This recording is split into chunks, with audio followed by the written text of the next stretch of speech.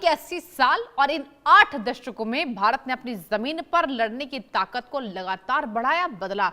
कभी विदेशी हथियारों पर निर्भर रहने वाला देश हमारा आज अर्जुन और जोरावर जैसे टैंकों से लेकर K9 वज्र और पिनाका तक अपनी युद्ध क्षमता का बड़ा हिस्सा खुद तैयार कर रहा है। लेकिन कहानी सिर्फ टैंकों की नहीं दर्शकों।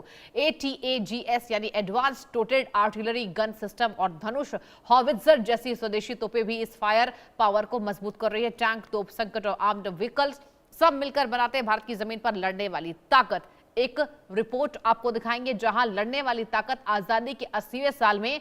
देखिए भारत का बख्तरबंद दम एक रिपोर्ट के जरिए।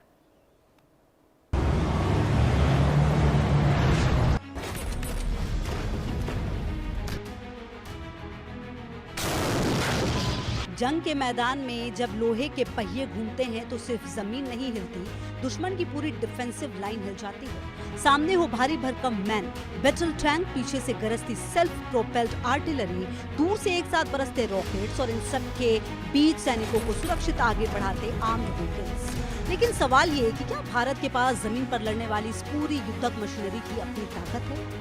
अर्जुन से जोरावर तक, K9 से पिनाका तक भारत अब अपनी जरूरत, अपने बैटलफील्ड को ध्यान में रखकर टैंक, आर्टिलरी, रॉकेट सिस्टम और आर्म्ड व्हीकल्स का बड़ा इकोसिस्टम तैयार कर रहा है। यानी ये सिर्फ लोहे की ताकत नहीं है, जमीन पर लड़ने की पूरी युद्धक रणनीति। इस कहानी की शुरुआत होती है भारत के अपने मैन बैटल टैंक अर्जुन से। लेकिन अर्जुन सिर्फ एक टैंक नहीं, ये भारत के उस लंबे प्रयास का नतीजा है जिसमें देश ने अपना खुद का मैन बैटल टैंक विकसित करने की कोशिश शुरू की।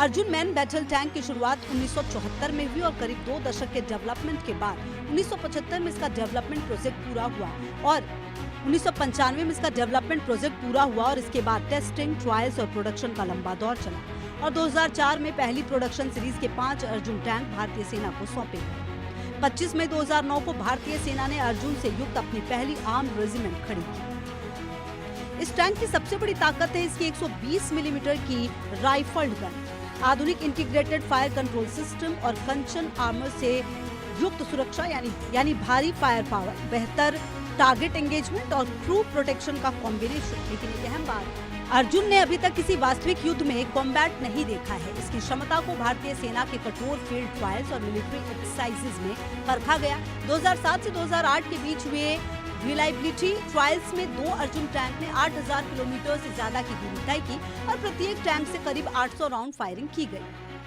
अर्जुन मैन बैटल टैंक की चुनौती, यहीं से अर्जुन की कहानी का दूसरा पहलू भी सामने आता है, इसका भारी वजन।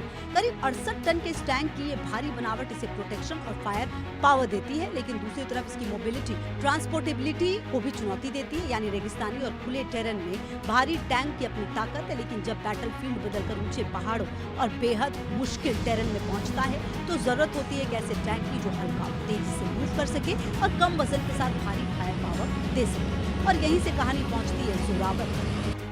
2020 के बाद लद्दाख के ऊंचाई वाले इलाकों में बदले ऑपरेशनल सिनेरियो ने एक ऐसे टैंक की जरूरत को सामने रखा जो भारी मैन बैटल टैंक की तुलना में हल्का हो, तेजी से तैनात किया जा सके और पहाड़ी बैटलफील्ड में भी आर्म्ड फायर पावर दे सके। इसी जरूरत को पूरा करने के लिए DRDO और L&T ने मिलकर जोरावर को विकसित किया।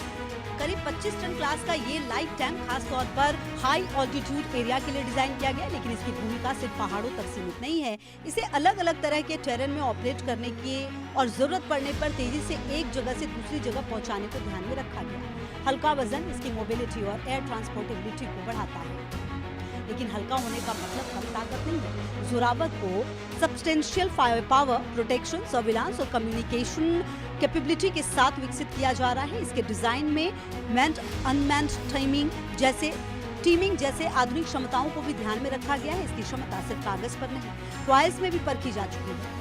सितंबर 2024 में रेगिस्तानी इलाके में इसके शुरुआती ऑटोमेटिव और फायरिंग ट्रायल्स हुए, जहां इसने तय लक्ष्यों पर फायरिंग में अपेक्षित सटीकता हासिल की। इसके बाद दिसंबर 2024 में 4200 मीटर से ज्यादा की ऊंचाई पर अलग अलग दूरी के लक्ष्यों पर कई राउंड सटीक तरीके से फायर किए गए। यानी जिस हाई ऑल्टीट्यूड बैटलफील्ड के लिए इसे तैयार किया गया, वहीं इसकी फायरिंग क्षमता को भी टेस्ट किया गया। जोरावर की एक और खासियत है मोबिलिटी के साथ साथ प्रोटेक्शन। इसके डिजाइन में एक्टिव प्रोटेक्शन सिस्टम जैसे तकनीकों को शामिल करने पर जोर है ताकि आने वाली एंटी टैंक खतरों से टैंक की सुरक्षा बढ़ाई जा सके। साथ ही यूएवी इंटीग्रेशन जैसी क्षमता का उद्देश्य टैंक के आसपास के इलाकों की निगरानी और सिचुएशनल अवेयरनेस को मजबूत करना है। और सबसे अहम सवाल, जोरावर टैंक सेना में कब आएगा?